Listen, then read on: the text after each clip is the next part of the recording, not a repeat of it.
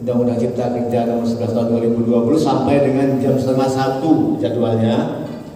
Mungkin nanti kita mulai sampai dengan jam 12 kita buka untuk sesi tanya jawab ya Pak Taufik ya, sehingga nanti kita diskusi juga secara interaktif dalam acara seminar yang kita jalankan pada pagi hari ini.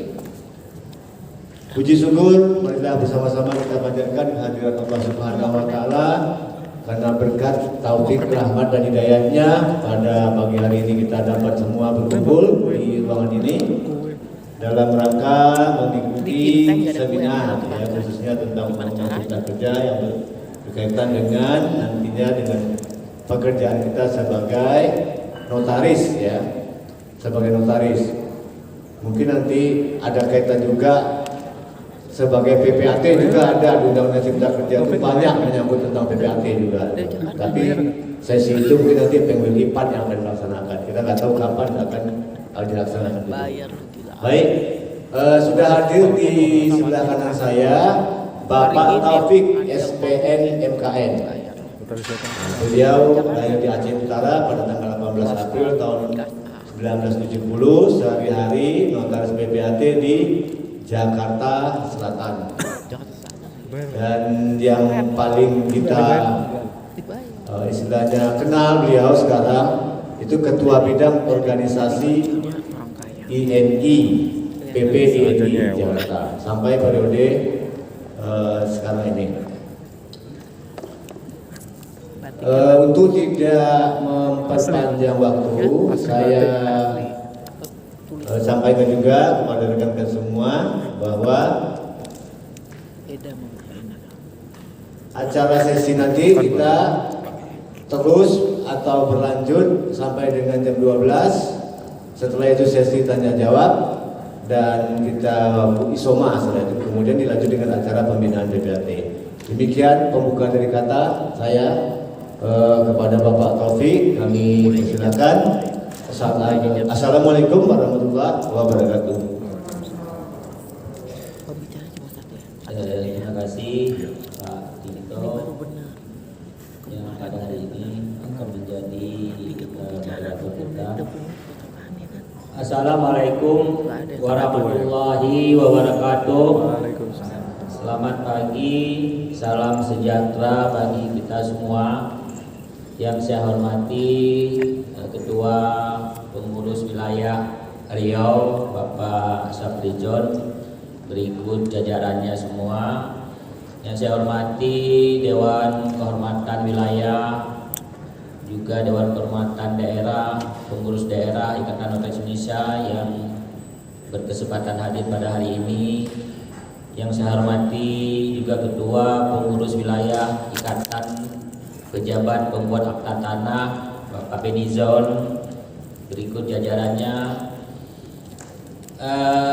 Yang saya hormati semua rekan-rekan notaris dan juga anggota luar biasa yang hadir pada hari ini. Terkait dengan Undang-Undang Cipta Kerja ini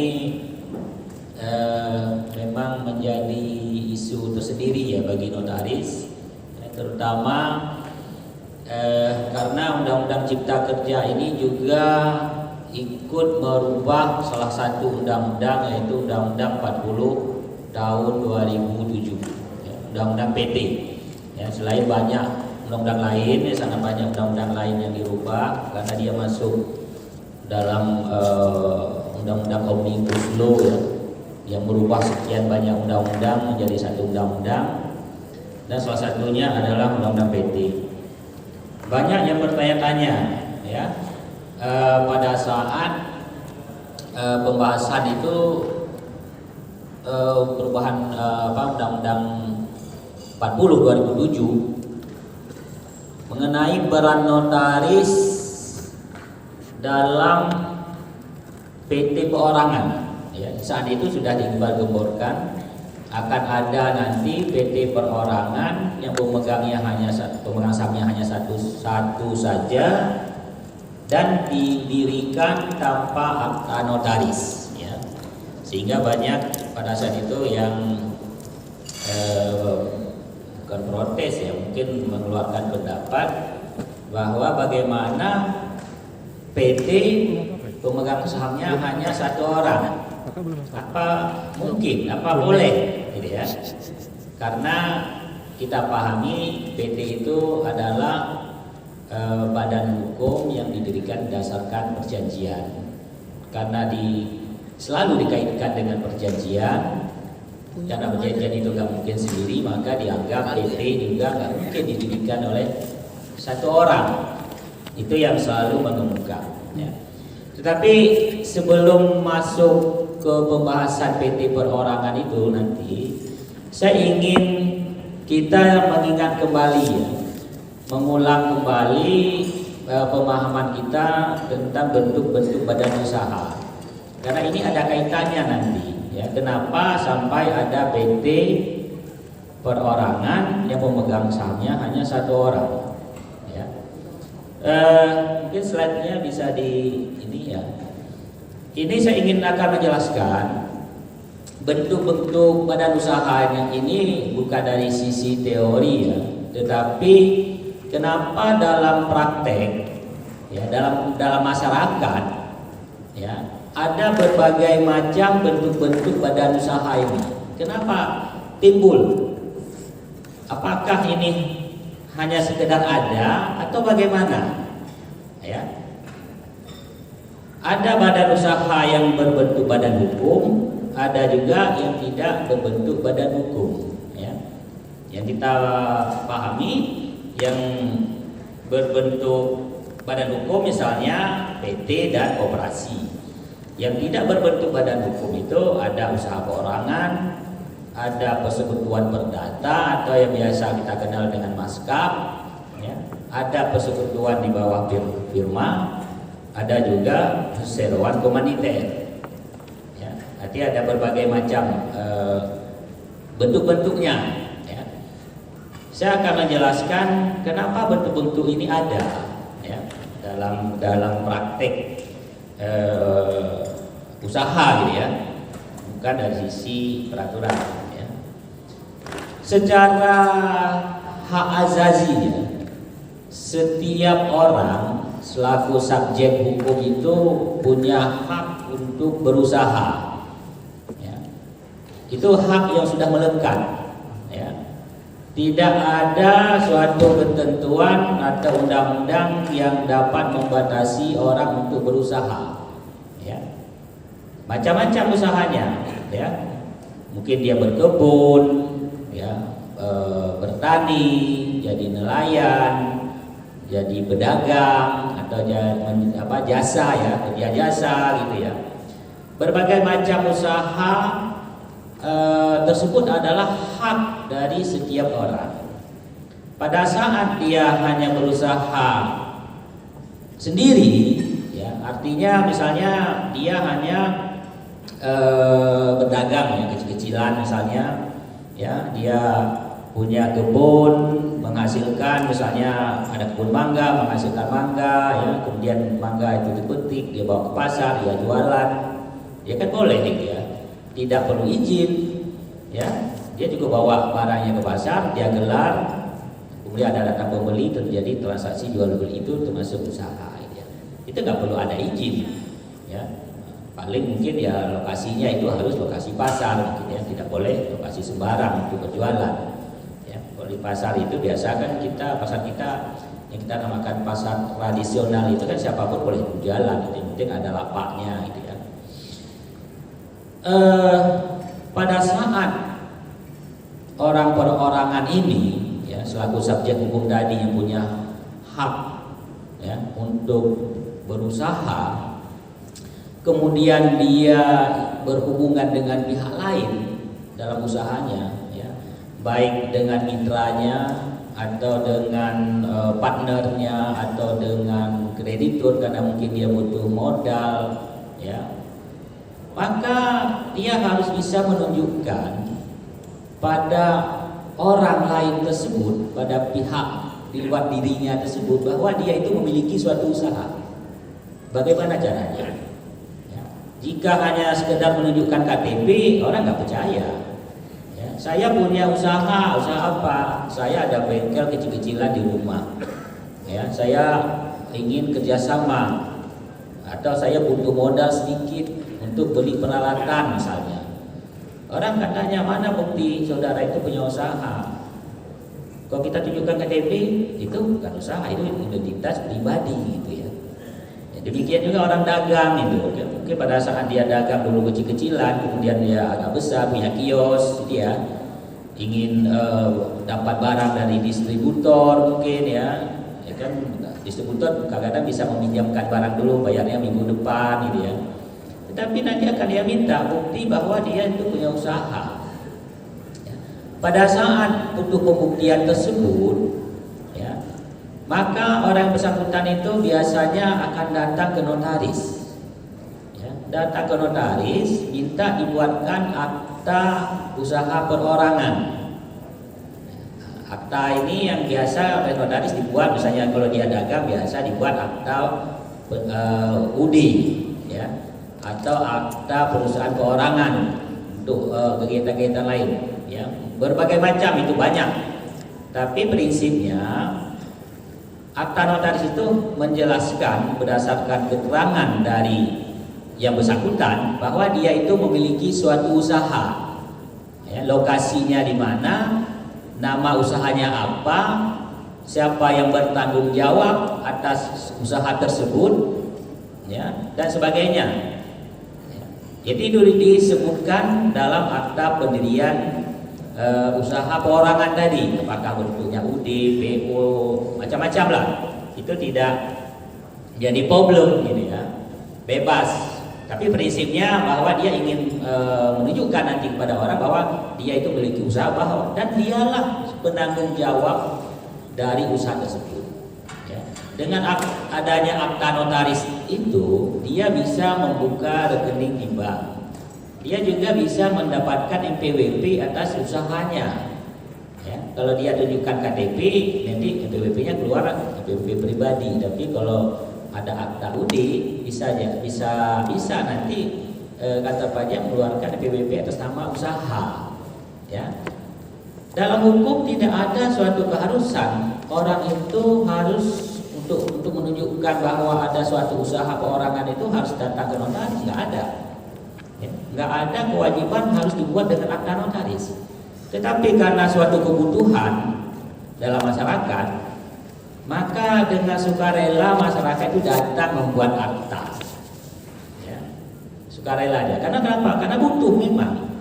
Ya, butuh untuk ditujukan kepada pihak ketiga. Ya. Jadi orang membuat akta pada notaris itu tidak hanya karena diharuskan oleh peraturan perundang-undangan, tetapi juga karena permintaan yang bersangkutan atau karena kebutuhannya. Itu kan yang disebut juga dalam undang-undang jabatan notaris. Ya. Kemudian, ya, saya akan menjelaskan ini dari sisi kebutuhan ya. Kenapa ada bentuk-bentuk badan usaha? Yang tadinya akan kita katakanlah A, ya, A itu berusaha sendiri tadi ya, dia tidak perlu partner segala macam, karena masih kecil-kecil usahanya segala macam.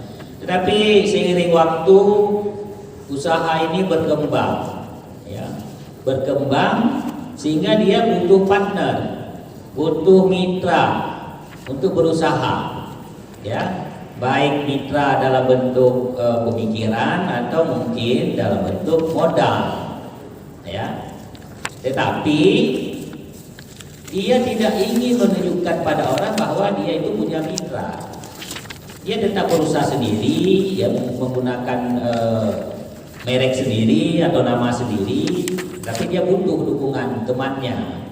Pada saat kondisi demikian, maka dia akan membuat suatu persekutuan perdata namanya, atau maskap. Ya, maskap. Maskap ini dia sebenarnya adalah perjanjian, gitu ya.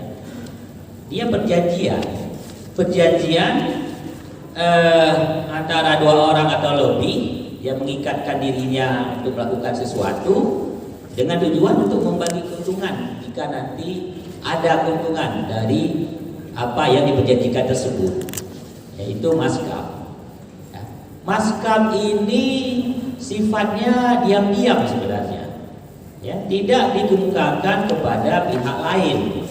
Makanya maskap itu atau persekutuan perdata itu tidak diatur dalam kitab undang-undang hukum dagang.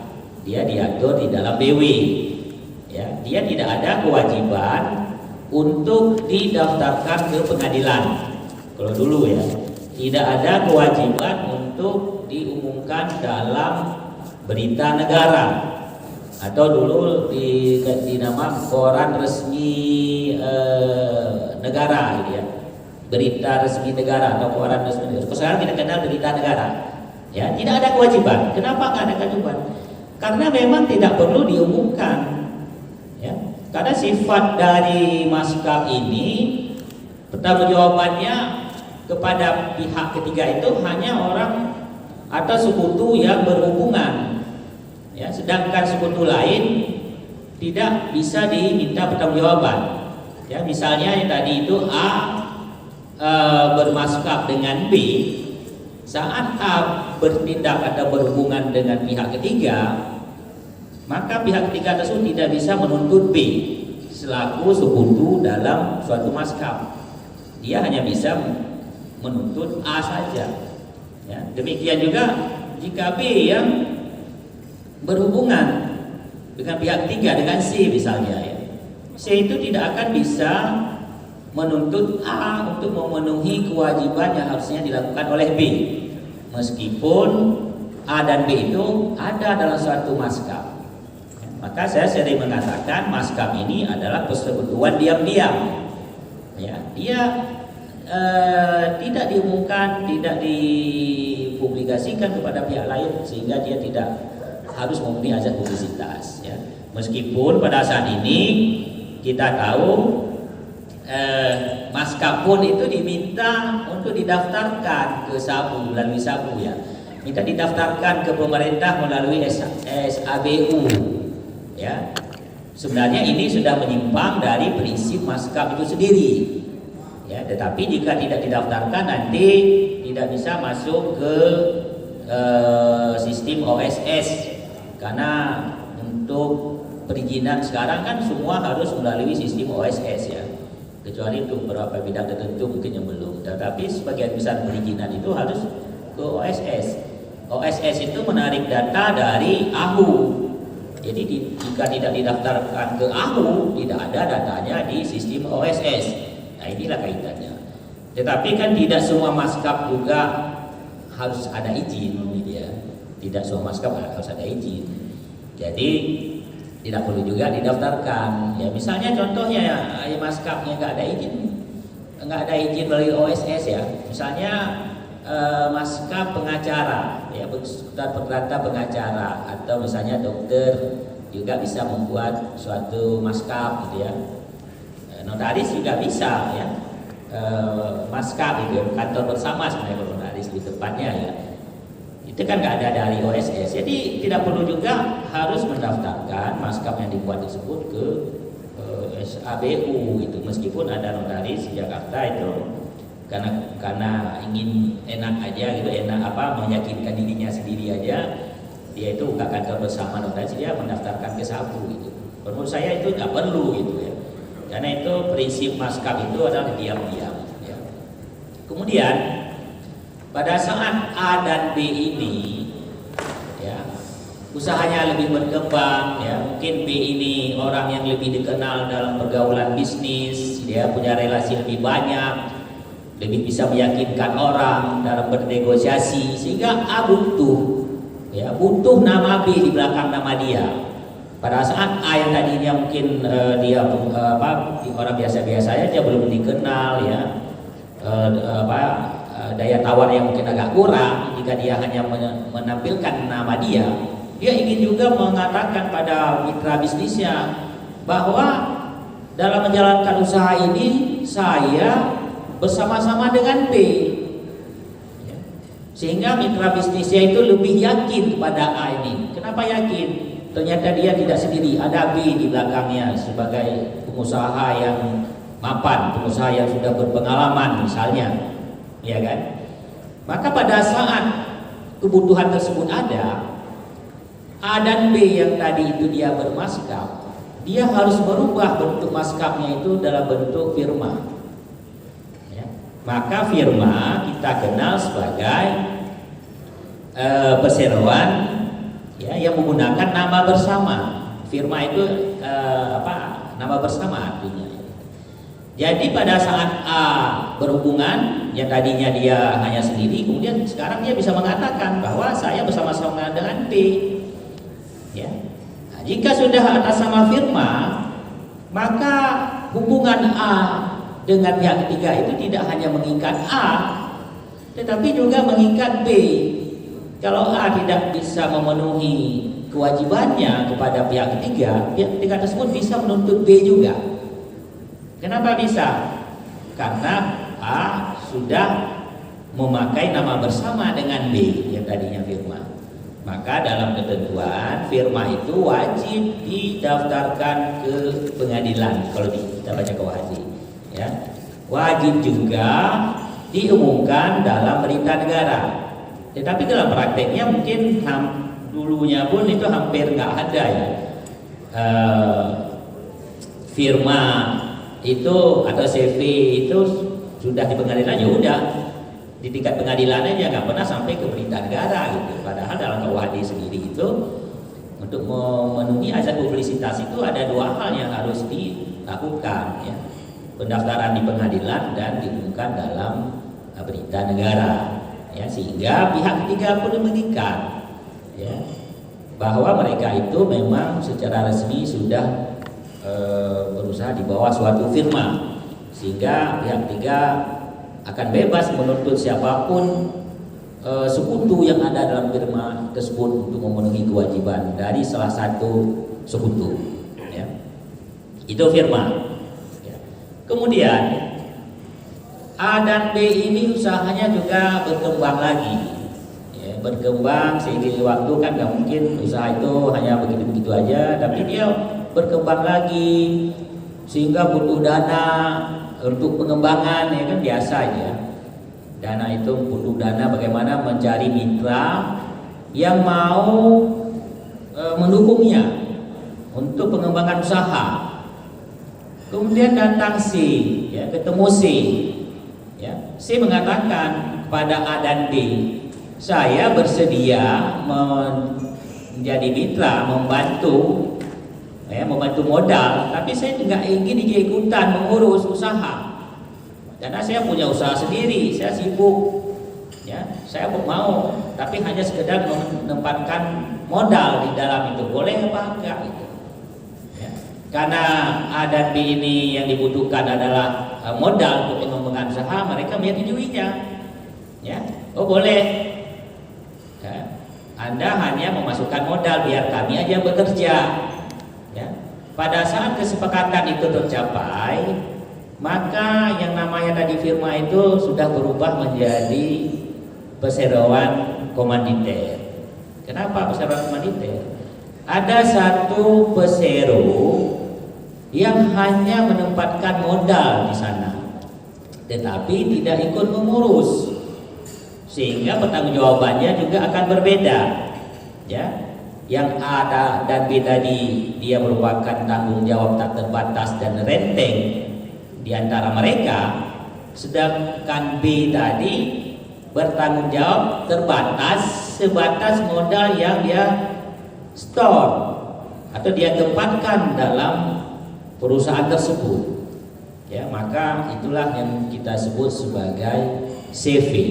CV ini sebenarnya pengembangan lebih lebih lanjut dari suatu firma. Maka ketentuan mengenai CV ini ada di tengah-tengah atau di dalam ketentuan mengenai firma dalam KUHD ya.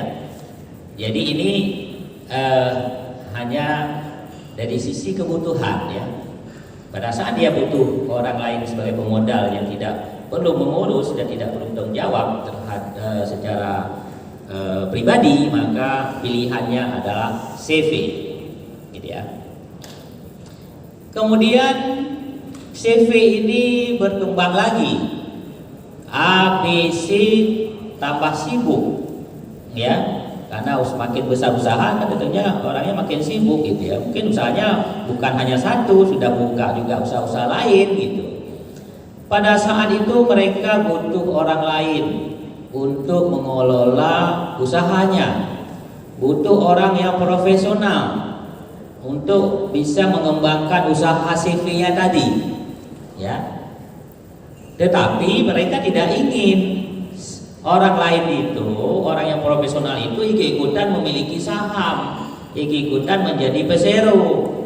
Karena mereka sudah bersepakat mungkin dari awal bahwa ini kita bertiga aja ya, jangan nambah-nambah lagi sekutu lain atau pesero lain.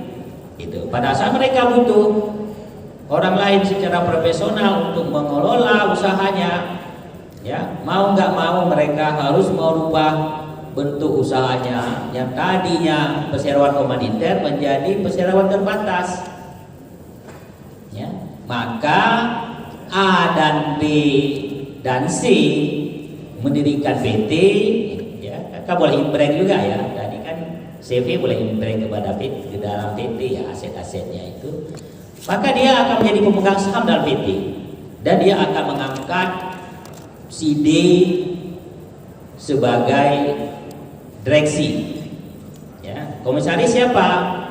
Boleh mereka, boleh juga enggak, ya. Nah, dia nggak mau, dia saya angkat D lah sebagai direksi, saya mau angkat E sebagai komisaris, boleh, ya, karena mereka memang tidak ingin mengurus lagi, ya, karena udah kesibukan mereka, ya.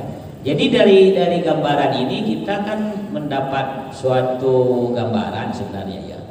Badan-badan usaha yang ada dalam masyarakat ini sebenarnya itu lahir karena suatu kebutuhan, ya. Cuma sayangnya di antara sekian banyak badan-badan usaha tersebut, sepertinya pemerintah hanya peduli kepada PT, ya.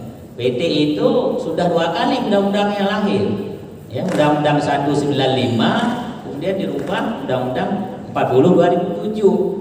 Sedangkan yang namanya maskap atau usaha perorangan, firma, CV sampai sekarang nggak ada peraturannya, ya.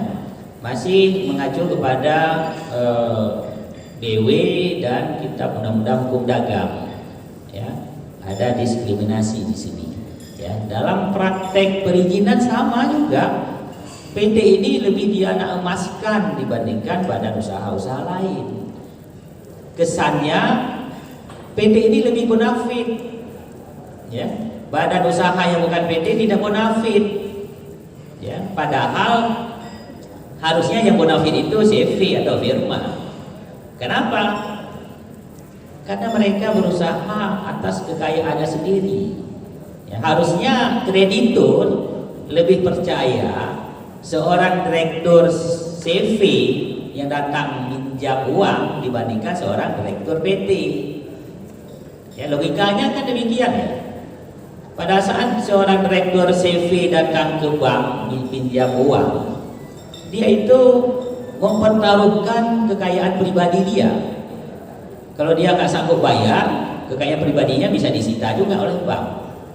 Tetapi pada saat seorang direktur PT pinjam uang kepada bank, dia nggak ada tanggung jawabnya terhadap pribadi dia, ya. Dia bisa aja ngeles gitu ya. Saya hanya direksi di sini, ya. Kekayaan PT juga terbatas itu. Harusnya perlakuan ada kepercayaan itu lebih kepada firma dan CV dibandingkan dengan PT, ya. Saya pernah baca satu artikel entah di mana ya, di Jerman apa itu. Itu bank-bank di sana lebih menghargai seorang direktur firma dibandingkan seorang direktur PT. Karena kenapa? Ya itu tadi, ya. Seorang direktur firma dia pasti mengelola usaha miliknya sendiri, sedangkan PT itu pasti milik orang lain, gitu ya. Meskipun ada juga, kalau kita ini kan banyak juga PT pemegang sahamnya juga merangkap direksi dan juga merangkap komisaris, ya. Di antara pilihan tadi ada satu lagi badan usaha yang berbadan hukum, yaitu koperasi. Koperasi ini sebenarnya basisnya adalah perkumpulan, ya. Hanya dia punya tujuan yang berbeda. Kalau perkumpulan itu sifatnya nirlaba, koperasi profit oriented, ya, mencari keuntungan koperasi. Tapi prinsip-prinsip dasar itu sama, tidak ada beda. Ya. Makanya kalau misalnya pada saat kita memahami suatu koperasi, ya kita pahami aja bagaimana itu perkumpulan, sama persis. Organ-organnya yang harus ada sama, gitu. Kekuasaan tertingginya sama, ada di anggota, ya. Segala sesuatu diputuskan oleh anggota, gitu ya. Kalau bubar bagaimana? Sama juga, kekayaannya dikembalikan pada anggota, ya. Kumpulan koperasi sama. Yang bedanya antara perkumpulan dan koperasi, yang satu cari keuntungan, yang satu tidak cari keuntungan, itu aja. Gampangnya begitu, ya. Jadi kalau apapun misalnya kita dikasih tahu atau diajarin masalah koperasi, kalau kita sudah paham perkumpulan, ya nggak ada jauh-jauh beda, itu gampang memahami koperasi, ya. Yang lain hanya kebijakan-kebijakan. Jadi di antara badan-badan bentuk badan usaha tadi yang saya uraikan tadi, ada satu yang tidak tergambar di sana, ya. Kalau badan usaha non badan hukum, ada badan saya yang dia sendiri, yang usaha perorangan, ada yang bersama-sama, ya, maskap, firma, satu lagi CV, ya. Tetapi pada saat badan usaha itu berbadan hukum, yang ada hanya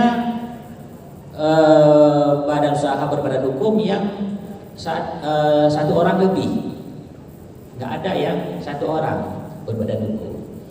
Makanya dalam hal ini sebenarnya, ya, dengan lahirnya Undang-Undang Cipta Kerja, pemerintah memberi pilihan lain di antara yang kita sebut tadi, memberi pilihan lain badan usaha berbadan hukum tapi hanya satu orang, ya.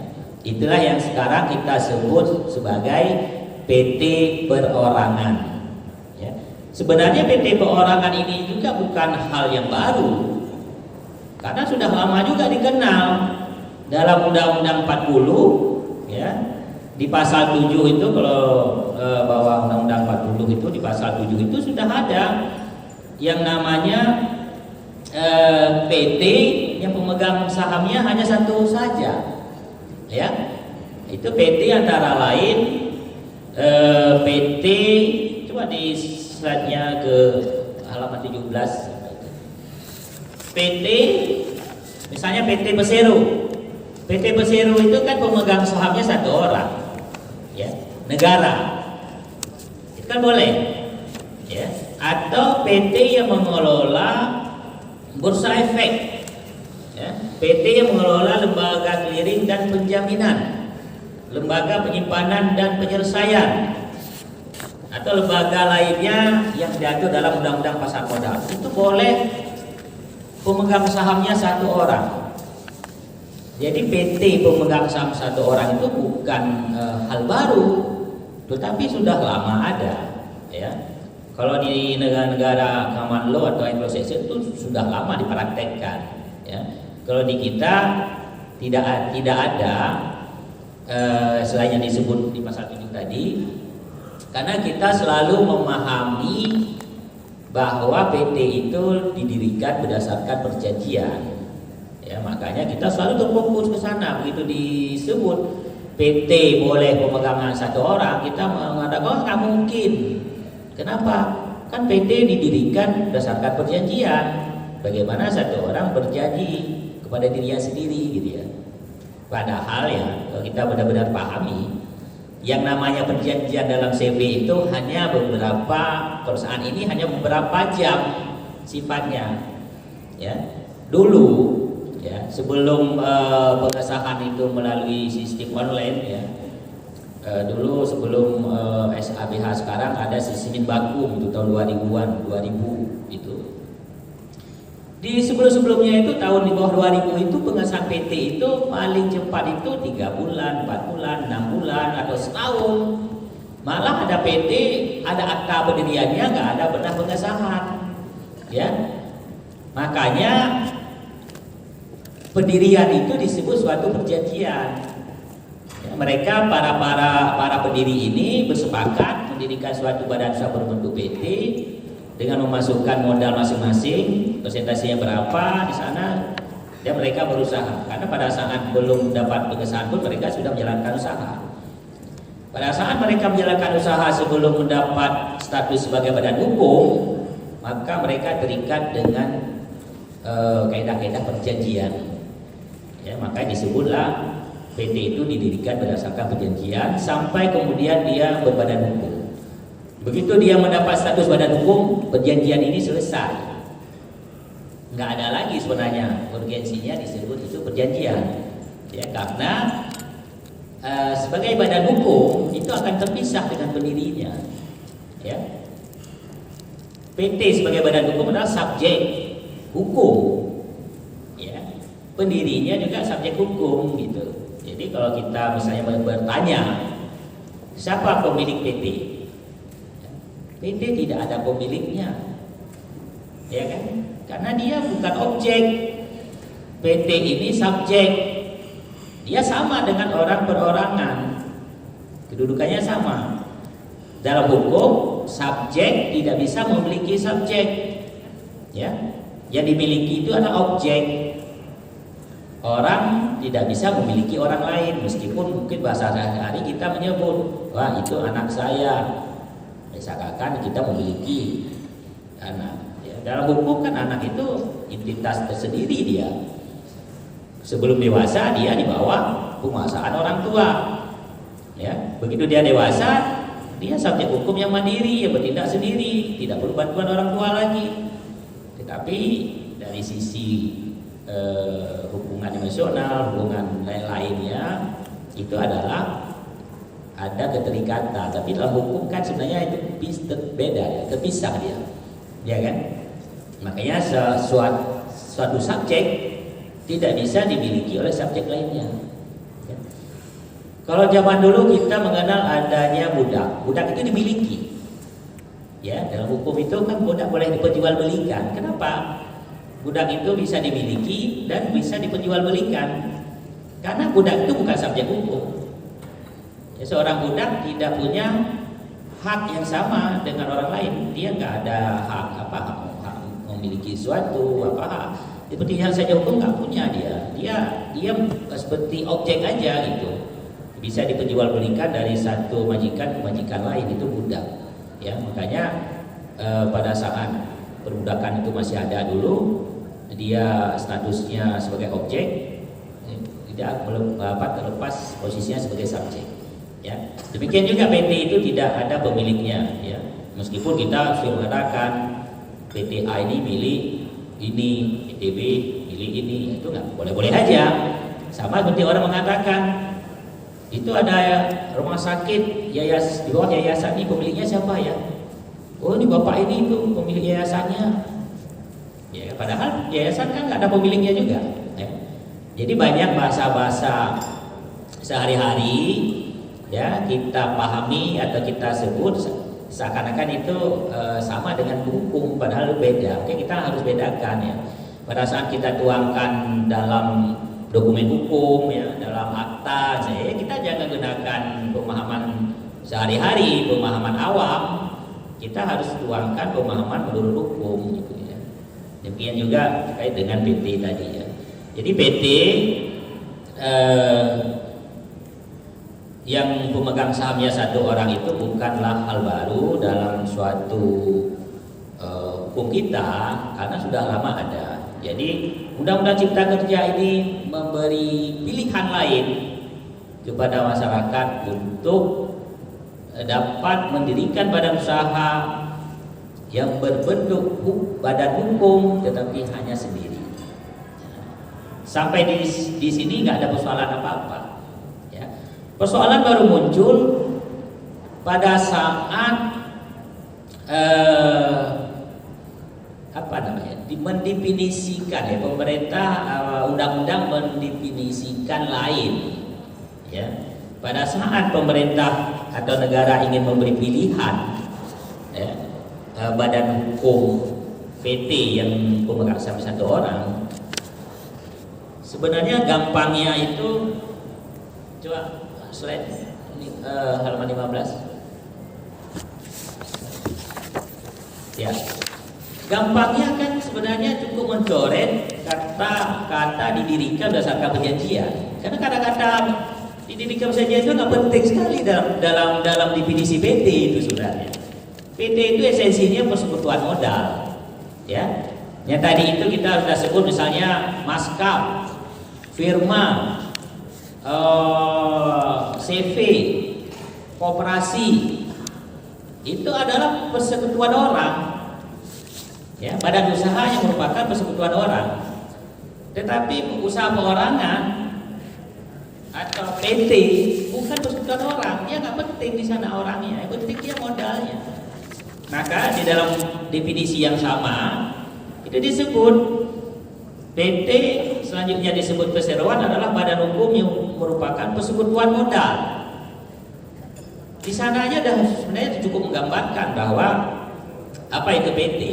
Ya, tanpa ada tambahan didirikan dasar perjanjian pun nggak ada masalah. Jadi dengan mencoret itu aja sebenarnya sudah cukup, tidak perlu mendefinisikan lain gitu ya. Tetapi undang-undang Cipta tidak merubah definisi yang lama, tetapi malah membuat definisi baru dan disatukan definisinya. Ini jadi rancu nanti dengan PP, dengan Permenkumham yang sedang dirancang sekarang ini jadi rancu semua, ya. Itu di Undang-Undang CK ditambah yang warna biru itu. Selain definisi yang kita kenal dalam Undang-Undang 40 2007, ditambah lagi atau badan hukum perorangan yang memenuhi kriteria usaha mikro dan kecil sebagaimana diatur dalam peraturan perundang-undangan mengenai usaha mikro dan kecil. Nggak jelas juga definisinya itu. Ya, definisi merujuk ke undang-undang lain gitu ya. Harusnya definisi itu dipahami dengan membaca definisi itu dan dipahami gitu. Tapi ini malah definisinya nggak jelas gitu ya. Kalau ditanya apa itu badan hukum perorangan gitu. Badan hukum perorangan adalah yang memenuhi kriteria usaha mikro dan kecil sebagaimana diatur dalam perundang-undangan usaha mikro dan kecil. Jelas nggak? Itu nggak jelas. Karena badan hukum perorangan itu ya banyak juga ya, PT Persero itu satu juga pemegang sahamnya gitu. Apa itu maksudnya? Kan nggak juga itu. Jadi di sini sudah menimbulkan kerancuan sebenarnya, ya. Dari sini kerancuannya terus berlanjut nanti ke PP-nya, gitu. Kita baca dulu ininya, ya. Pelan-pelan. Slide selanjutnya coba tadi. Slide yang setelahnya tadi itu, yang halaman 16 ya. Jadi ini ya. Perubahan perolehan status PT sebagai badan hukum, ya.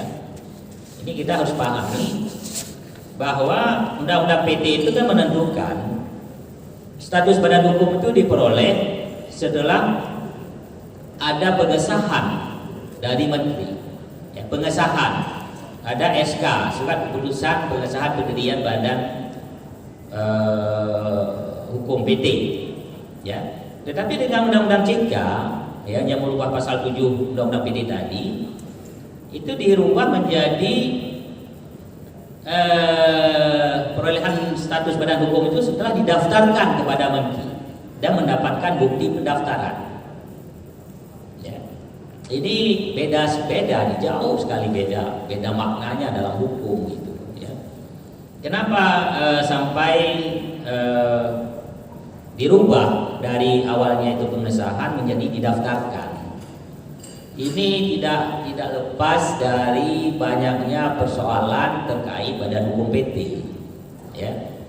Sejak PT ini SK-nya itu dapat diperoleh secara online, ya, dengan menginput data-data, ya, ternyata dalam praktek itu banyak sekali persoalan sehingga Kementerian Hukum, ya, pemerintah dalam hal ini Kementerian Hukum dan HAM ikut digugat terkait dengan pengesahan ini atau SK perubahan anggaran dasar siapa persetujuan gitu ya, ikut digugat.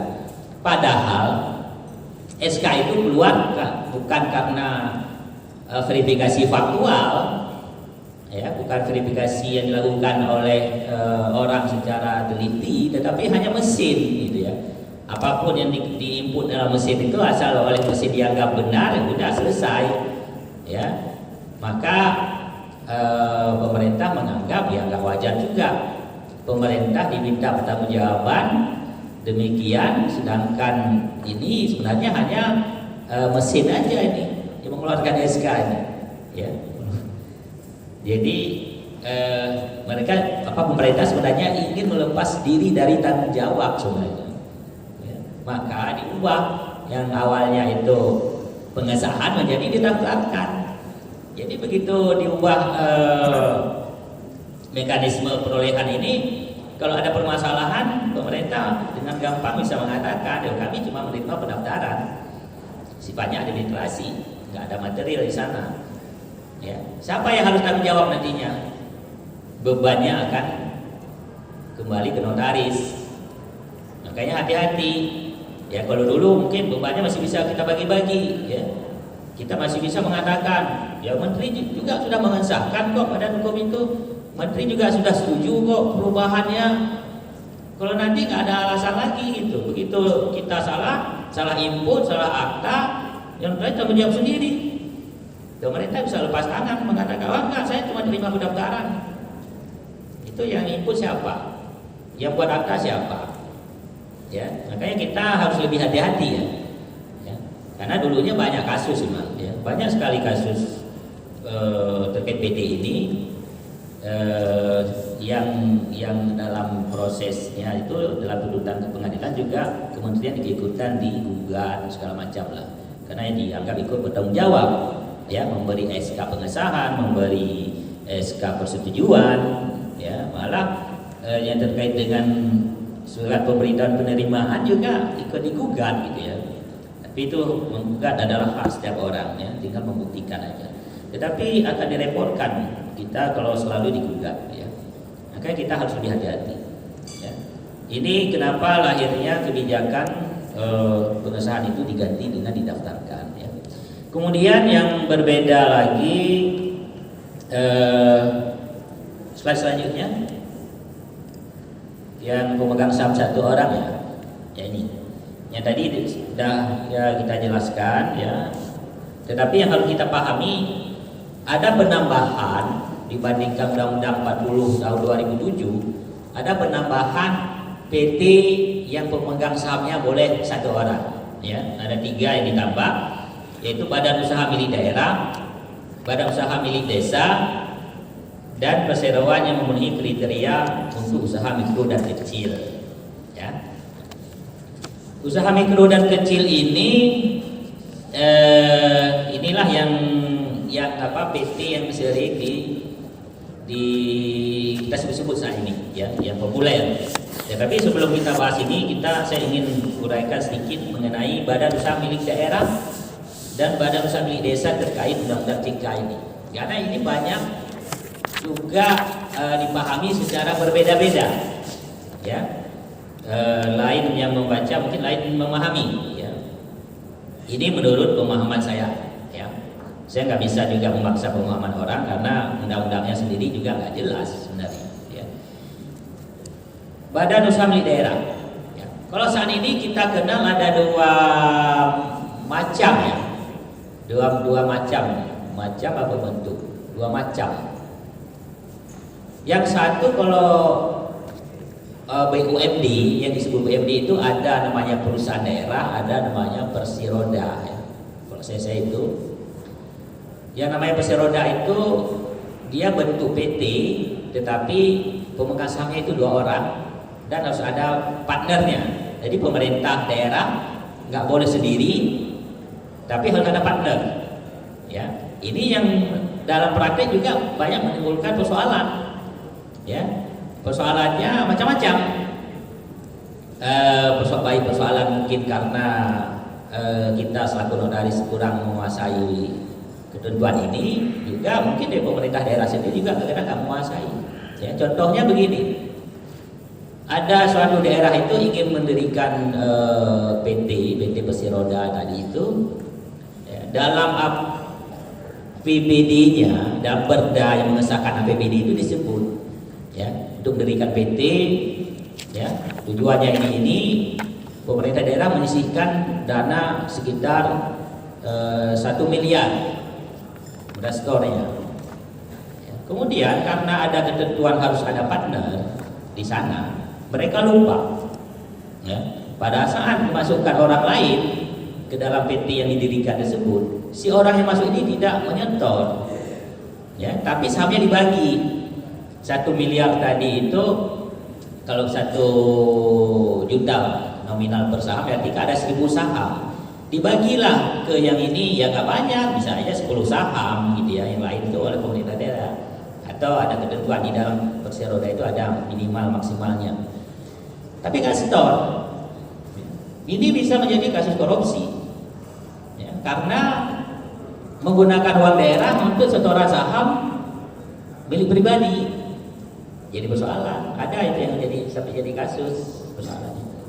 Ya, karena itu ada kewajiban 2 orang, karena merujuk pada Undang-Undang 40 tahun 2007. Gitu. Ya, jadi dengan ada Undang-Undang CK ini, perubahan pasal 7 ayat 7 di Undang-Undang Cipta Kerja yang merubah pasal 7 ayat 7 Undang-Undang PT, pemerintah daerah boleh mendirikan PT dan pemegang sahamnya cukup pemerintah daerah sendiri ya, nggak perlu lagi harus berpartner dengan orang lain.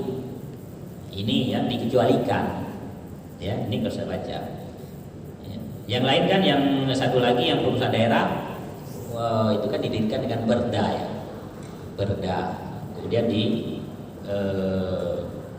umumkan dalam lembaran daerah, itu udah jadi badan hukum ya, perusahaan daerah. Jadi ada 2 BUMD itu, ada PD, ada Persiroda ya.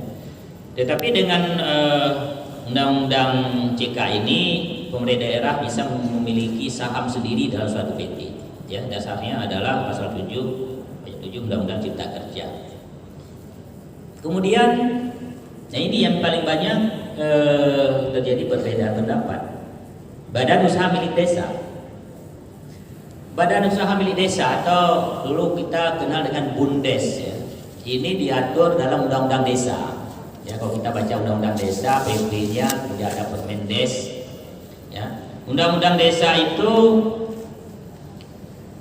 didirikan dengan peraturan desa. Ya, sama dengan perusahaan daerah tadi didirikan dengan Perda. BUMDes ini juga didirikan dengan peraturan desa, ya, hasil musyawarah kepala desa dengan lembaga musyawarah desa, lahir Perdes, peraturan desa. Peraturan desa ini kemudian diumumkan dalam lembaran desa, ya, jadilah dia sebagai badan usaha. Ya. Kalau kita baca undang-undang, ya, kalau saya baca ya, dasar dengan kita kaitkan dengan teori-teori badan hukum, BUMDes ini adalah suatu badan hukum sebenarnya. Karena ciri-ciri badan hukum sudah terpenuhi semua. Dia punya kekayaan terpisah, punya organisasi yang teratur, punya tujuan tertentu, ya, sehingga dia sudah memenuhi kategori badan hukum. Ya. Dan Kementerian Desa juga mengakui itu sebagai badan hukum. Persoalannya timbul pada saat Kementerian Hukum dan HAM tidak mengakui itu sebagai badan hukum, ya. Sehingga ada notaris yang membuat suatu PT, pemegang sahamnya salah satunya adalah BUMDes, nggak mau disahkan karena katanya itu bukan badan hukum, karena undang-undangnya tidak secara tegas mengatakan itu sebagai badan hukum, ya. Sehingga dalam praktek akhirnya muncul berbagai macam model yang disebut BUMDes, tetapi bentuknya macam-macam. Ada PT biasa dikatakan yang BUMDes, ada membuat bentuk perkumpulan, itu disebut juga BUMDes, ya. Ada koperasi, membuat badan koperasi disebut BUMDes, macam-macam lah, ya, dalam praktek ini. Padahal BUMDes itu sendiri adalah mirip dengan perusahaan daerah tadi yang didirikan dengan Perdes, kemudian diumumkan dalam lembaran desa, sudah menjadi suatu badan usaha, tapi nggak bisa jalan, ya. Sehingga karena tidak jelas statusnya tadi itu, Undang-Undang CK sebenarnya memberi jalan keluar, ya. memberi jalan keluar dari Bundes tadi, bahwa desa pun bisa mendirikan PT, ya, dia sendiri sebagai pemegang saham dalam suatu PT itu, seperti Bu MD itu, ya. Karena ada menafsirkan lain, ada menafsirkan gini, oh ini yang dimaksud badan usaha milik desa dalam Undang-Undang CK ini, Bundesnya mendirikan PT lagi gitu. Jadi pemegang saya PT gitu ya. Padahal bukan itu maksudnya. Atau apa 2 kali mendirikan badan usaha? Ya. Karena undang-undang desa juga mungkin sebenarnya Bundes itu kan nomenklatur umum gitu ya. Penyebutan umum ketika kita menyebut perusahaan daerah atau kursi roda tadi bahwa itu suatu badan usaha milik daerah. Ya, bentuknya apa? Bundes harusnya demikian juga ya. Jadi Bundes itu bukan nama badan usaha harusnya ya. Tapi dengan Undang-Undang CK ini sebenarnya sudah menjawab bahwa Bundes itu adalah nomenklaturnya apa namanya istilahnya, nama bukan nama usaha, bentuk usahanya itu bisa PT atau lain-lain gitu ya. Yang usaha milik desa. Jadi kalau PT desa ingin mendirikan PT, dia bisa dengan sendiri. Ya, kalau kita menggunakan pasal beliau yang 7 klaster PT ini dari Undang-Undang Cipta Kerja, ya. Kemudian yang PT usaha mikro kecil, ya, coba ke atas lagi, ke slide-nya coba ke atas. Ini slide-nya nggak beraturan, nggak apa-apa ya. Coba ke halaman 11, ya. UMKM, ya, kita harus pahami dari sini. Ya, meskipun ini mungkin bukan ini kita, kewenangan kita untuk menentukan ini UMKM atau bukan, tapi kita harus pahami bahwa undang-undang dulu UMKM itu diatur dalam Undang-Undang 20/2008 tentang UMKM. Itu kriteria UMKM itu apa? Ya, ini yang kita pahami sampai saat ini sebenarnya, bahwa yang disebut usaha mikro itu adalah sampai 50 juta. Itu usaha mikro. Kemudian yang usaha kecil 50 sampai 500 juta. Ya. Kemudian usaha menengah 500 juta sampai 10 miliar. Ini yang sudah lama kita pahami, ya. Pada saat orang menyebut usaha kecil, ya arti modalnya nggak sampai 50 juta, gitu ya. Kalau udah mikro, kalau udah kecil 50 sampai 500. Ini yang dulunya dipahami sebagai usaha mikro dan kecil. Tetapi kemudian dengan Undang-Undang CK ini berubah, ya. Perubahannya tidak ada dalam Undang-Undang CK, tetapi kemudian muncul dalam PP nomor 7 2001, ya. Dalam coba slide-nya di ini aja. 1. Dalam PP 7 2001 itu kriteria UMKM itu dirubah, ya. Yang dulunya sampai 50 juta, usaha mikro itu jadi 1 miliar, ya, 1 miliar. Kecil 1 miliar sampai 5 miliar. Kalau menengah 5 miliar sampai 10 miliar. Jadi yang masuk kategori PT perorangan UMK itu adalah sampai modal store-nya 5 miliar. Kita sudah sampaikan di pembahasan PP ini, kita sampaikan juga. Nggak ada orang mendirikan PT baru itu langsung 5 miliar atau 1 miliar aja nggak ada. Jakarta juga nggak ada. Jakarta itu orang mendirikan PT 50 juta, investornya 100 juta, 200 juta gitu. Ya. Jadi kalau kita pahami dari kriteria UMK ini nantinya, jika ada masyarakat ingin membuat PT yang modal store-nya sampai 5 miliar itu, mereka bisa memilih apakah akan memilih PT biasa itu yang dimaksud oleh Undang-Undang 40 2007 atau PT perorangan gitu, yang tidak perlu akta notaris, cukup pernyataan pendirian aja. Ya, inilah yang membuat kegalauan di kalangan notaris. Undang-undang ini kesannya sudah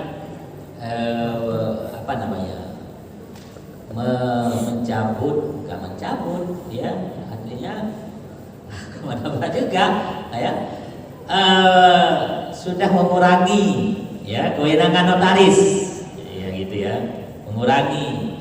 Yang dulunya semua PT itu nggak ada kecuali mau 1 rupiah pun modalnya itu harus pakai notaris. Sekarang ada pilihan bagi masyarakat, ya. Jika mereka ingin PT perorangan sampai 5 miliar pun dia tidak perlu akta notaris, gitu ya, cukup dengan pernyataan pendirian, ya. Tetapi kriteria UMKM ini tidak semata-mata juga berpedoman pada modal usaha, tetapi juga pada penjualannya. Coba slide berikutnya. Ya.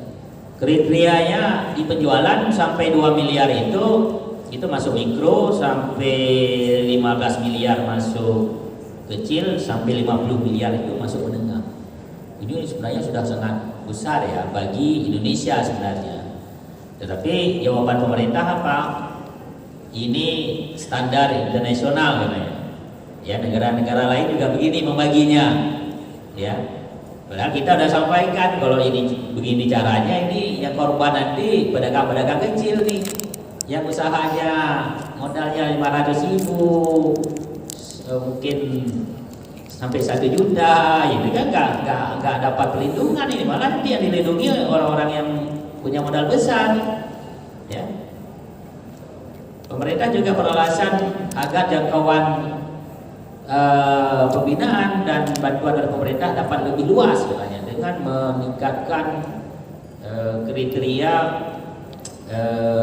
permodalan dan penjualan sampai sekian. Jadi ya, yang dulunya misalnya mikro hanya di bawah 50 juta, sekarang sampai 1 miliar pun pemerintah bisa bantu, katanya gitu ya. Saya nggak tahu ininya kenapa sampai begitu pemerintah. Padahal yang harus dilindungi itu kan pedagang-pedagang kecil, ya, pengusaha kecil yang modalnya mungkin di pas-pasan, gitu ya. Kalau orang udah memiliki modal 1 miliar itu, menurut saya sih bukan mikro lagi itu, ya. Sudah ini dia itu sudah eksis, dia adalah perusahaan, apalagi sampai 5 miliar itu ya. Itu sudah sangat ini. Usahanya itu sudah sangat baik. Banyak pedagang-pedagang lain yang butuh perhatian sebenarnya bisa terabaikan dengan model pembagian begini. Ya, tapi itu sudah jadi kebijakan pemerintah, yang kita pahami aja, karena yang menentukan ini sebenarnya adalah pemerintah sendiri nantinya, karena kebutuhan kebijakan pemerintah selanjutnya terhadap pengembangan usaha mikro dan kecil, ya. Kita pahami ini, kenapa kita perlu pahami ini? Karena meskipun dalam undang pendirian PT perorangan kategori UMK ini tidak melibatkan notaris, tetapi nantinya itu akan melibatkan notaris, ya. Dalam prakteknya nanti akan melibatkan notaris, ya. Jika kita pahami ininya, apa itu PT perorangan. Kemudian kita lanjut aja dulu lagi terus halaman 20 lagi atas lagi lewat ya, yang A dulu 153A. Ya, ini di Undang-Undang Cipta salah satu pasal berubah adalah 153, ya. Di pasal 153 Undang-Undang PT itu dia menambah 10 pasal lain yang diberi nama 153A, 153B, 153C sampai 153G, ya. Ini khusus yang mengatur PT perorangan tadi, ya. Di 153A ini sudah ditentukan bahwa PT yang memenuhi kriteria usaha mikro dan kecil, dia menyebut perseroan masih, ya, ini istilahnya masih benar lah, ya. Dapat didirikan oleh satu orang yang didirikan berdasarkan surat pernyataan pendirian, ya. Di sana artinya kita pahami orang yang ingin mendirikan suatu PT perorangan UMK, kalau saya menyebutnya PT perorangan UMK karena ada PT perorangan lain sebenarnya dia masuk UMK yang tadi kita uraikan di pasal 7, ya. PT perorangan UMK ini didirikan dengan surat pernyataan, artinya ada suatu surat, ya, yang yang ini kita sebut surat pasti ini kita ada lembaran surat yang ditandatangani, ya itu adalah surat pernyataan gitu ya. Tetapi dalam PP-nya ya PP 8 2021 malah nggak ada lagi surat ini. Nah ini yang pemerintah sendiri agak ininya agak apa, dia mengatur PP-nya itu banyak yang berbeda atau bertentangan sama Undang-Undang Cika sendiri, ya. Jadi PP yang diatur itu banyak nggak sesuai dengan Undang-Undang Cika. Kemudian ada lagi sekarang rancangan peraturan Menteri Hukum dan HAM itu juga bertentangan dengan PP-nya, gitu. Jadi turunan PP udah aneh, itu ada lagi yang anehnya ke permennya, tapi nggak tahu ya permennya di mana nantinya itu, karena masih dalam pembahasan ya. Jadi surat pernyataan pendirian ini berubah nantinya mengisi form isian di website AHU, ya. Jadi kalau orang ingin mendirikan PT Perorangan UMK ini, dia nanti harus membuat akun atas nama asas dirinya, ya. Berarti kita mau ngurus OSS, kalau misalnya pernah ngurus perizinan melalui OSS, nanti si orang yang si pemohonnya itu kan harus ada akun di OSS, ya, baru dia bisa mengakses ke permohonan perizinan. Ini nanti demikian juga. Jadi si A, katakanlah si A ini jika ingin mendirikan PT Perorangan UMK, dia harus membuat akun dulu di web AHU itu, di SABH, ya, bukan SABH, mungkin apa namanya, AHU online, ya, di AHU online. Jadi setelah ada akun, dia mengisi form kolom-kolom data yang ada di sana, ya, kemudian dia klik selesai, jadi PT, ya, mungkin butuh waktu 10 menit, ya, jadi PT gitu. Outputnya apa? Ada dua nanti outputnya. Yang pertama adalah surat pernyataan pendirian ini, yang hasil dari input data itu akan bisa di print out, nanti keluar print outnya sudah ada berbentuk surat gitu, tapi kan itu dokumen elektronik, ya, bukan dokumen fisik. Kemudian satu lagi dia dapat semacam sertifikat pendaftaran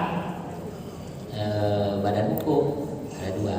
Jadi dengan itulah dianggap sudah ada suatu badan usaha berbadan hukum berbentuk PT. Nggak tahu nanti praktek ini kan kita masih belum bicara, prakteknya belum ada nih, karena permennya belum disahkan. Ini baru gambaran bagaimana kedepannya nanti PT Perorangan ini, ya. Jadi mungkin dalam waktu 10 menit, 15 menit orang yang ingin mendirikan PT sudah selesai PT-nya. Ini yang dikehendaki oleh pemerintah gitu, ya, karena melihat di daerah lain, di negara lain ya begitu katanya, ya, orang cukup datang ke suatu kantor nggak sampai 1 jam selesai badan usahanya gitu, ya. Kemudian 153B, pernyataan pendirian didaftarkan secara elektronik kepada menteri dengan mengisi form isian, ya. Undang-Undang Cika sebenarnya kan membagi dua tadi, ya. Ada surat pernyataan pendirian, kemudian mengisi form untuk pendaftaran, tetapi disatukan itu nanti. Tidak ada lagi surat fisik ini, tapi langsung isi, nanti keluar suratnya keluar belakangan, itu harusnya di depan. Ya, ini yang harus dipahami dari PP 8 2021 tadi, ya. Jadi nanti jangan kaget kalau dapat surat, orang datang ke kita membuat satu transaksi cuma bawa 2 lembar surat yang nggak ada tanda tangannya, ya mirip-mirip SK PT sekarang lah, ya. Kalaupun ada tanda tangan itu hanya estetika sebenarnya, ya, karena surat elektronik itu sebenarnya nggak perlu tanda tangan gitu. Dia dibaca dari kode-kode elektronik itu, makanya kita harus pahami sistem transaksi elektronik itu nantinya, ya. Yang SKPT sekarang itu ada tanda tangan, ada apa lagi di sana, ya, ada bingkai-bingkai, itu kan karena permintaan. Dulunya pada awal-awalnya SK SKPT itu tidak ada apa-apa, dia hanya isinya tulisan-tulisan aja, nggak ada tanda tangan, nggak ada bingkai. Kemudian banyak yang menolak, termasuk menolak lembaga pemerintah sendiri. Waktu itu Kementerian Perdagangan itu nolak, katanya kok SKPT begini katanya. Jadi bagaimana SKPT? Ya ada bingkai-bingkainya lah, ada tanda tangannya, maka ditaruhlah bingkai, ya, dikasih tanda tangan. Itu nggak ada fungsinya dalam dokumen elektronik. Itu hanya estetika aja supaya ya kelihatannya seperti surat biasa. Padahal esensinya bukan di sana. Ya. Mungkin di barcode itu bisa jadi untuk menguji apakah dokumen elektronik ini benar atau nggak benar ya. Di barcode itu bukan tanda tangan. Jadi jangan heran nanti kalau ada surat-surat kita terima itu tanpa tanda tangan. Ya, jika memang dikeluarkan secara elektronik itu nggak ada tanda tangan. Ya. Jadi harusnya ini ada surat fisik dulu jadi ditangani, kemudian baru diupload, ini diupload suratnya ini harusnya gitu. Tapi PP-nya mengambil jalan yang berbeda. Kemudian lanjut, waktu kita panjang Pak kan, pelan-pelan aja. Ya. Kita lanjut 153C, karena ini harus kita pahami secara komprehensif ya. Kalau sepotong-potong nanti ini kita ada yang kelewat nanti. 153C itu ada ketentuan, ada penyebutan RUPS ya. Meskipun dia pemegang sahamnya satu orang, ada yang namanya RUPS ya. Jadi sebenarnya awal-awalnya nggak ada kata-kata RUPS, tapi kita saat pembahasan undang-undang CK kita minta itu dimasukkan kata-kata RUPS, meskipun perasaan itu dipertanyakan. Gimana RUPS? Ini kan satu orang pemegang sahamnya, masa satu orang rapat? Ya gitu ya, bahasanya kan gitu. Rapat umum pemegang saham. Artinya itu ada rapat, yang namanya rapat ya kita pahami dari didirikan berdasarkan perjanjian harus 2 orang. Jadi rapat nggak bisa satu orang bukan rapat namanya. Gitu ya. Saat itu kita jelaskan bahwa RUPS itu jangan dilihat dari namanya, jangan dibaca dari namanya itu rapat pemegang saham, ya. Tetapi RUPS itu adalah suatu organ yang punya mekanisme, ya, punya mekanisme tersendiri. Itu bisa terjadinya suatu rapat.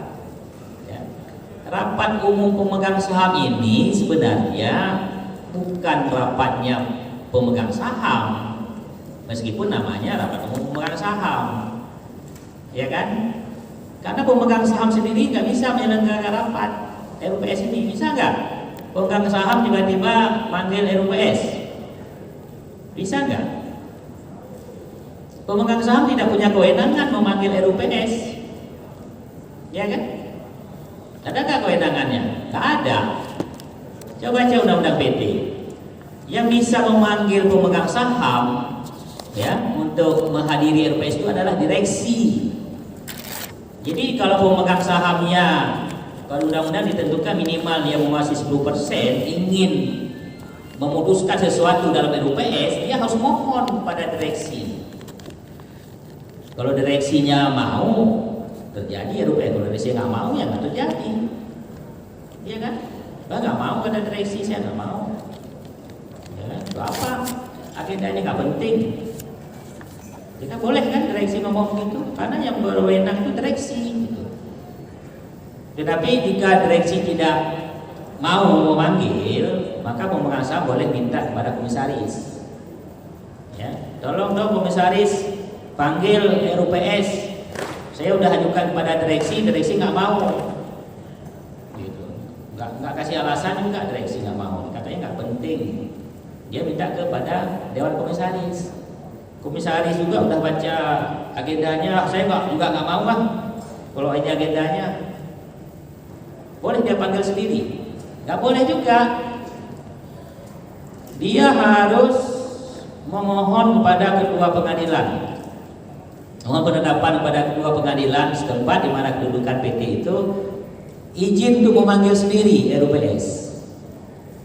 Gitu. Itu pun kalau diizinin, kalau nggak diizinin kan nggak bisa juga. Sebelum ketua pengadilan memberi persetujuan, dia harus mendengar alasan ia bersifat sumir ya. Si pemohon ini harus bisa menjelaskan secara sumir. Secara sumir itu secara sederhana bahwa agenda ini penting diputuskan. Dan sebelum diputuskan juga harus mendengar keterangan dari direksi dan komisaris. Kenapa dia nolak gitu kan? Kalau bisa meyakinkan hakim bahwa itu bisa dilakukan, hakim akan memberi persetujuan. Kalau dianggap nggak penting juga oleh hakim ya tak jadi RUPS. Jadi meskipun namanya rapat umum pemegang saham, kewenangannya bukan ada di pemegang saham. Ya, kewenangan RUPS itu ada di direksi. Ya, yang jadi pimpinan rapat nanti siapa? Apakah pemegang saham? Bukan juga. Ya, secara umum diatur pimpinan rapat adalah direksi. Ya, kecuali PT TBK itu di anggaran dasarnya sudah langsung ditentukan Dewan Komisaris utama ya, yang didahulukan. Tapi PT biasa kan direktur utama. Jika direktur utama nggak ada, maka salah seorang direktur lainnya ya. Jika semua direksi nggak ada, ini mengacu kepada pemanggilan oleh Dewan Komisaris tadi ya. Direksi kamu panggil, dia nggak mau hadir nanti, maka dipimpin oleh komisaris utama nggak ada, oleh komisaris. Kalau juga semua anggota komisaris nggak ada, maka ya undang-undang nggak pernah menyebut pemegang saham, tapi salah seorang peserta rapat disebut. Ya, itu bisa terjadi dalam hal RUPS itu dipanggil oleh pemegang saham berdasarkan persetujuan dari pengadilan. Jadi di sana kemungkinan tidak hadir direksi, tidak hadir komisaris, maka di antara pemegang saham peserta rapat itulah yang akan memimpin. Ya. Jadi RUPS itu meskipun namanya adalah rapat umum pemegang saham, bukan kewenangannya pemegang saham. Ya. Ini juga harus dipahami terkait yang banyak juga dilakukan oleh notaris, terutama di Jakarta itu paling banyak keputusan pemegang saham secara sirkuler. Ya. Itu kan boleh ya, undang-undang PT kan membolehkan keputusan itu diambil di luar rapat. Ya, dengan syarat semua usulan itu disetujui dan ditandatangani oleh semua pemegang saham. Yang harus dipahami bahwa usulan yang tadi itu yang mengusulkan tentang direksi. Ya, jadi kalau kita buat satu sirkuler, kita tulis usulannya satu kertas, ya, itu harus ada pengantar dari direksi. Direksilah yang meminta kepada pemegang saham untuk menyetujui usulan tersebut. Itu kalau nggak ada itu bisa dianggap dicacat sirkulernya, karena prinsipnya pemegang saham nggak bisa memutus sendiri dia. Ya. Jadi harus ada pengantar dari direksi ya, untuk menyetujui usulan. Siapa yang mengusulkan? Tentu direksi yang mengusulkan. Kalau direksi nggak mau mengusulkan ya nggak jadi juga. Ya. Karena kalau misalnya pemegang saham mengambil keputusan sendiri gitu ya, diam-diam mengambil keputusan, kemudian kemana harus bawa keputusan itu? Bisa dilaksanakan oleh pemegang saham? Nggak bisa. Pemegang saham akan minta direksi itu melaksanakan. Direksinya nggak mau katanya, saya nggak tahu, nggak mau kan nggak bisa jalan. Makanya kenapa setiap keputusan di RUPS itu harus melibatkan direksi. Gitu ya. Itu mengenai pemegang saham ya. Jadi dalam undang-undang dalam PT perorangan tadi itu ada yang namanya RUPS ya, karena kata-kata RUPS itu nggak bisa dihindari karena itu adalah rapatnya mekanisme pengambilan keputusan oleh pemegang saham, itu dipahami begitu. Jadi bukan jangan dilihat rapatnya, nomenklaturnya udah begitu ya sudah kita terima aja, itu asalnya dulu dari General Meeting Stakeholder ya, gitu Pak ya, Pak Lito ya, asalnya itu. Jadi diterjemahkan ke dalam bahasa Indonesia jadinya rapat umum pemegang saham itu. Kalau di dalam KUHD dulu nggak ada RUPS, yang ada rapat pemegang saham aja disebut gitu ya. Jadi ini dipahami dari segi nama organ ya, bukan dari segi pekerjaannya atau mekanismenya gitu. Tetapi dalam PP, nah ini juga yang anehnya PP ini ya, turunan dari Undang-Undang CK ini. Di sana malah dibalik oleh PP 8 2001 ya. Di sana kesannya ingin dihilangkan RUPS, dia mengatakan keputusan suatu keputusan itu diambil berdasarkan keputusan pemegang saham yang mempunyai kekuatan sama dengan RUPS ya. PP ini juga sebenarnya menabrak undang-undang ya.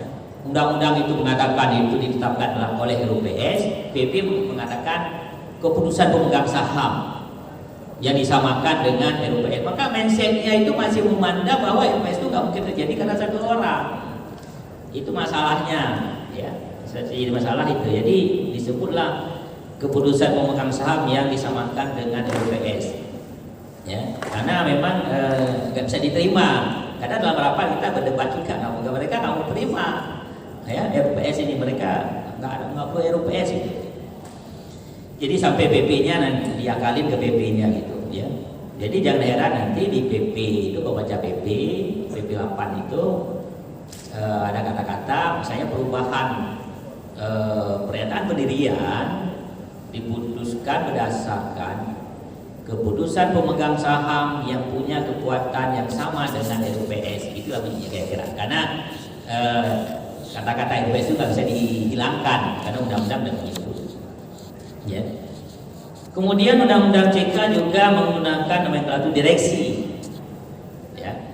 Nanti dipahami gini nanti ya. Kalau baca PP 8 2001 itu ada 4 lampiran di sana. Ya, yang menjadi lampiran dari PP. Ya, ada 4. 2 lampiran itu terkait dengan pernyataan pendirian, satunya lagi pernyataan perubahan. Ya. Di sana itu kolom-kolomnya udah ada, gitu ya. Kolom-kolomnya udah ada. Kemudian ini kalau kita baca kebijakan ya, arah kebijakan ya, karena permennya belum lahir. Saya udah baca permennya, tapi kita belum bisa lihat pegangan karena itu belum final. Jangan permen ya. Itu kata direksi itu hilang di sana. Jadi di sana cuma disebut pendiri sekaligus sebagai pemegang saham dan pengurus dari PT atau sebagai direktur dari PT.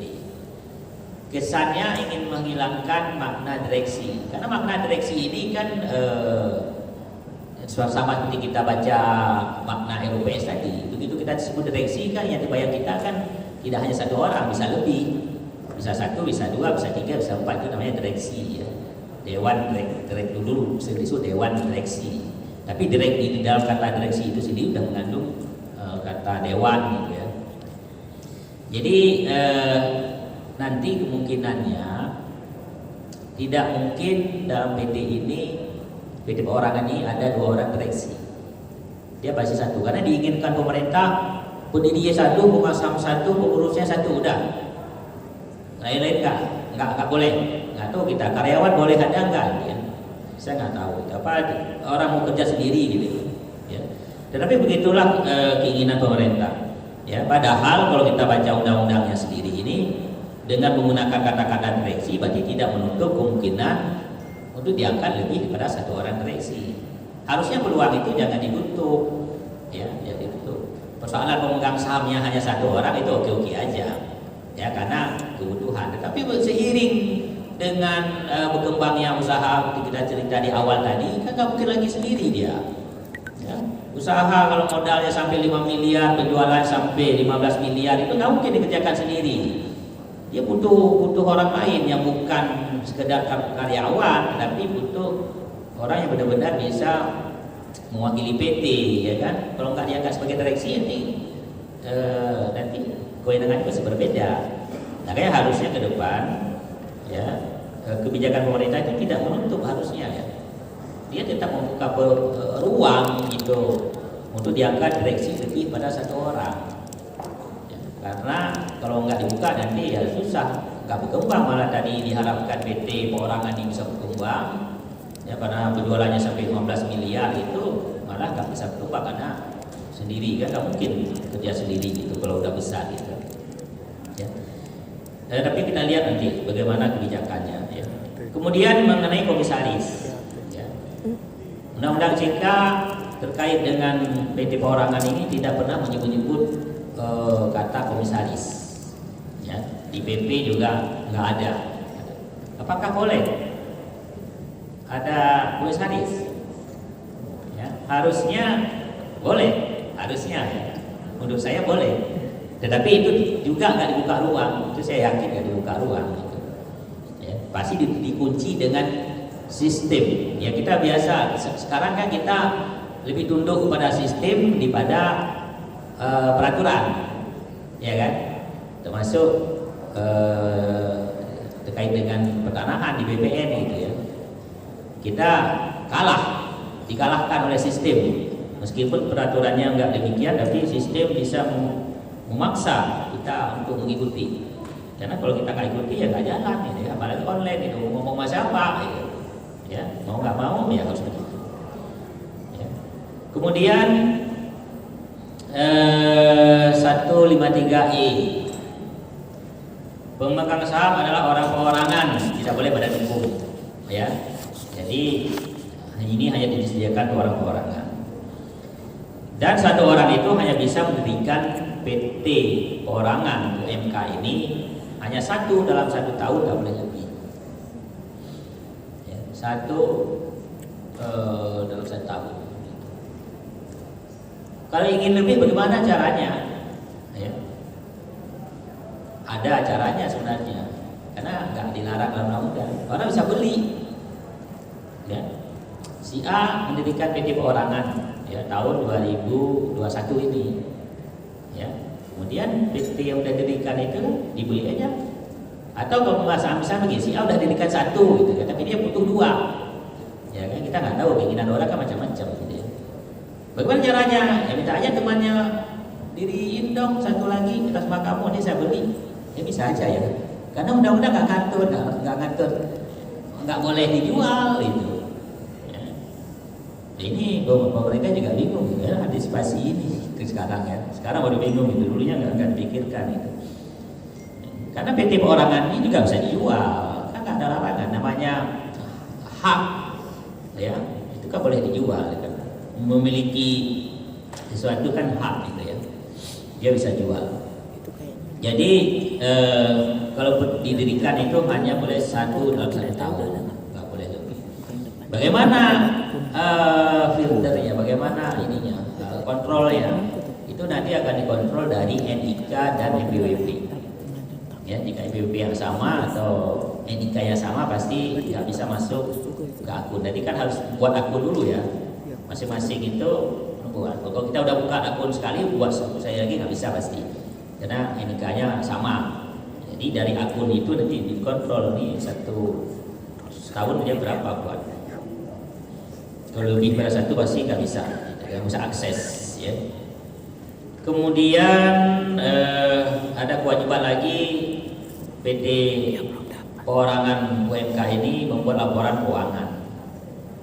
Ya, yang PT biasa nggak ada kewajiban, PT ini malah diwajibkan. Kenapa diwajibkan? Karena di sana ada kebijakan pemerintah yang akan mengatur, ada bantuan, ada segala macam simulasi mungkin untuk pelaku usaha mikro kecil ini, maka harus membuat laporan.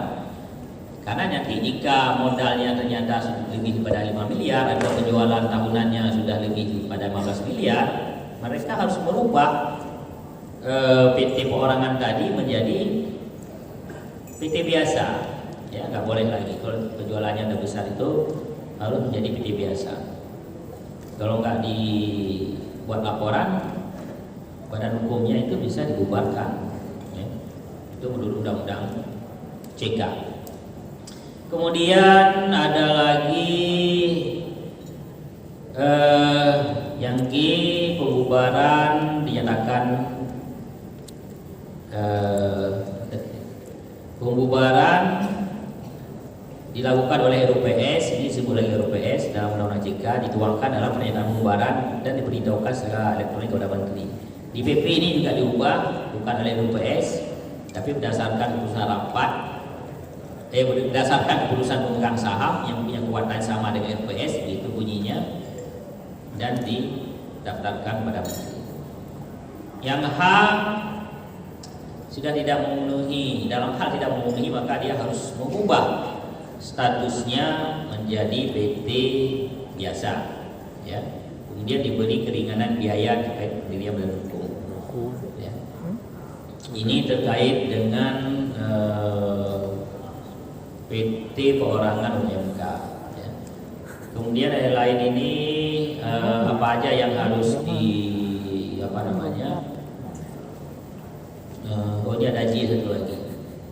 Tidak bertanggung jawab, batas bertanggung jawaban. Ini sama sebenarnya dengan pasal 3 Undang-Undang PT, tidak ada bedanya. Ya. Yang J ini. Yang batas bertanggung jawaban pemegang saham itu. Kemudian lanjut aja ke apa ini? Ya, kita tanya jawab aja. Terus lagi satu lagi. Ya. Saham tadi udah ya. Saham apa yang belum apa ya? Saham KPS sebagai RUPS sudah. Perubahan yang terakhir.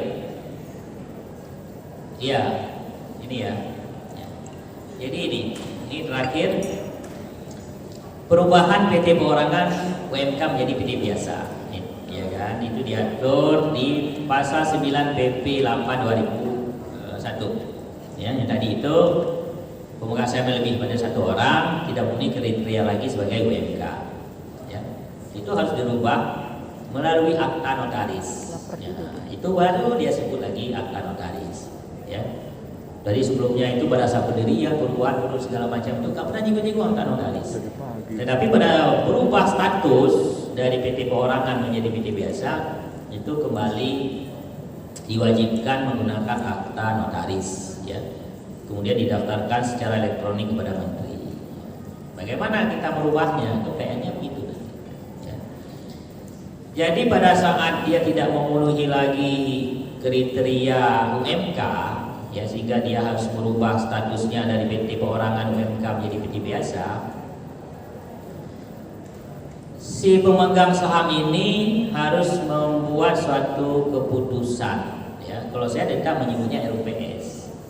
Ya, kalau saya menyebutnya RUPS, karena undang-undangnya nyebutnya RUPS, ya, kita pegang undang-undang dulu. Yang disahkan dalam RUPS, agendanya apa?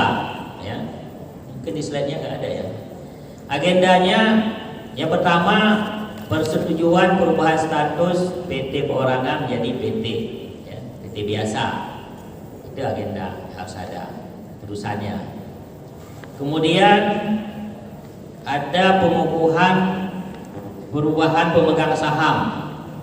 Ya, tadinya pemegang sahamnya 1 orang, sekarang bisa 2 atau lebih. Jadi harus ada dikukuhkan dalam RUPS. Ya.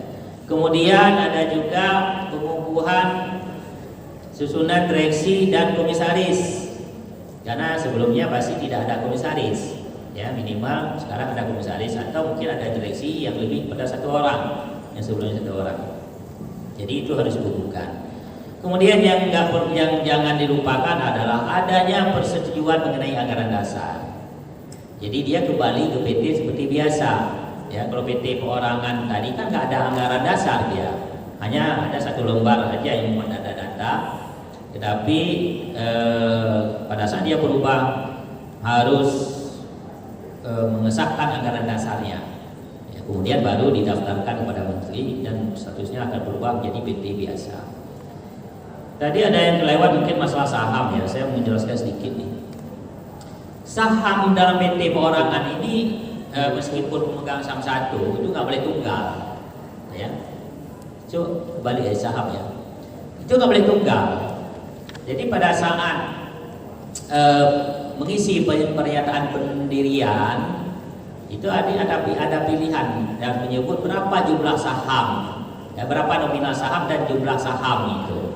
Jadi itu nggak boleh tunggal, harus lebih pada 1. Kenapa harus lebih pada 1?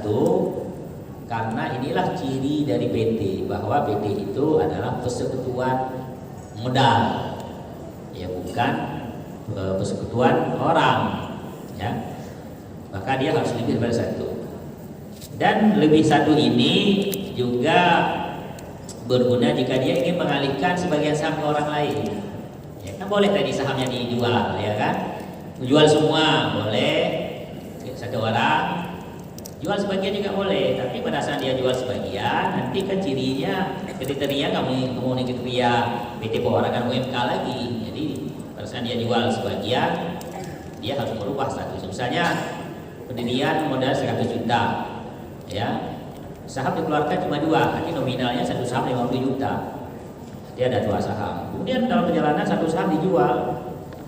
Ya, artinya si A nanti memegang satu saham 50 juta nominalnya, si B satu saham 50 juta. Ini harus berubah ke PT biasa. Nah, jadi tidak mengeluarkan saham baru. Jadi kalau tunggal nanti tidak ada ciri lagi dari persekutuan modal.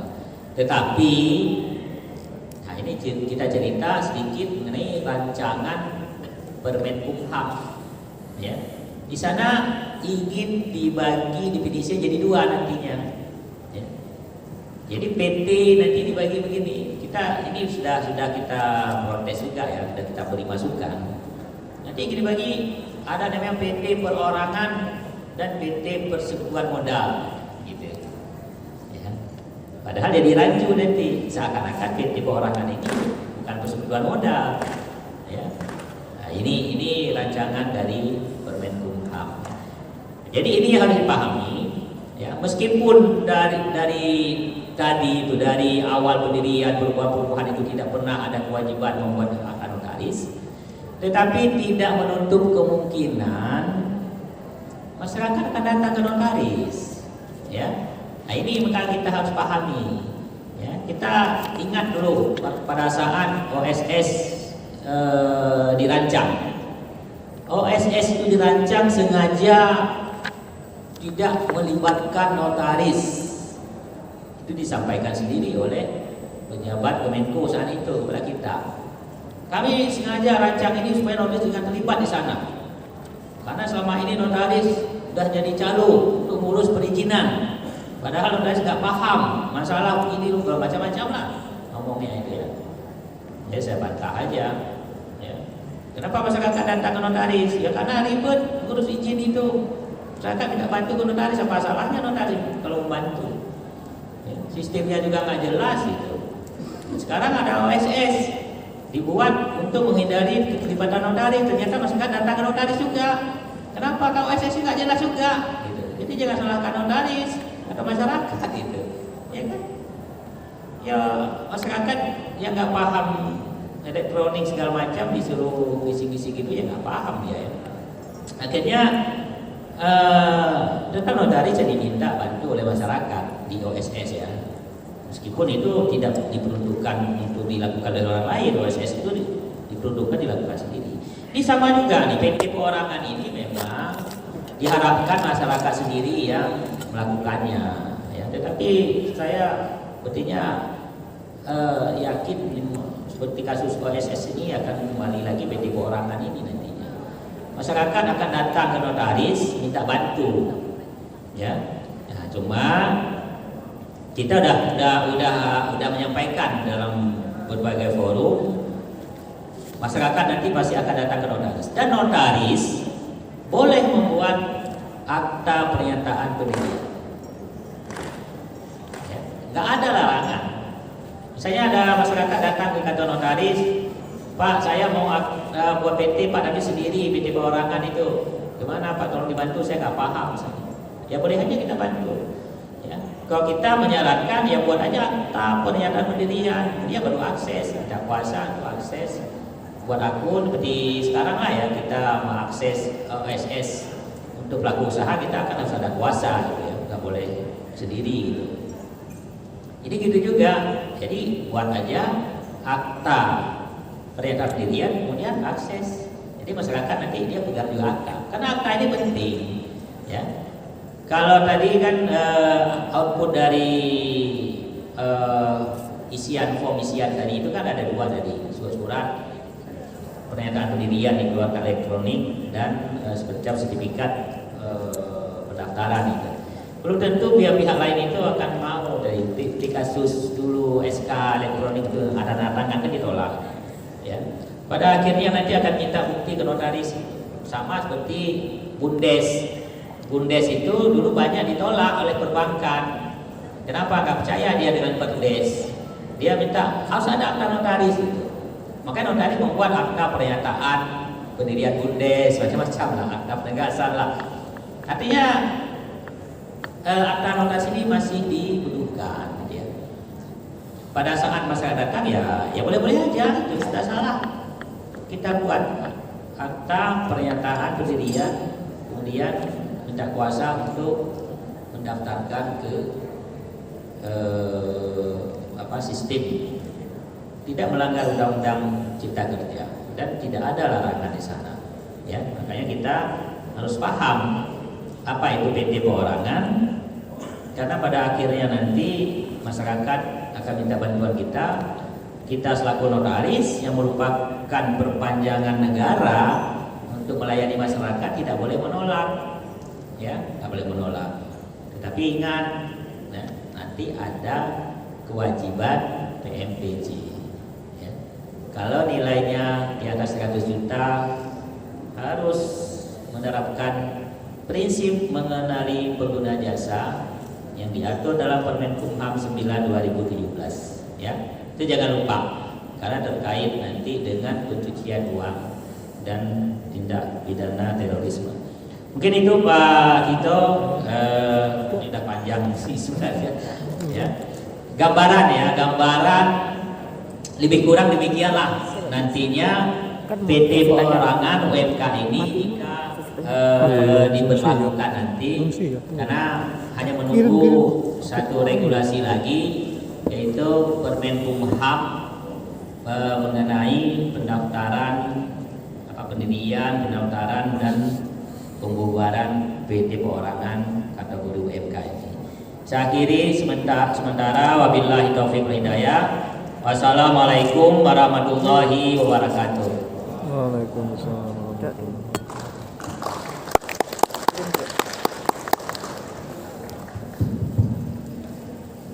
Demikian rekan-rekan materi yang sudah disampaikan oleh Bapak Taufik.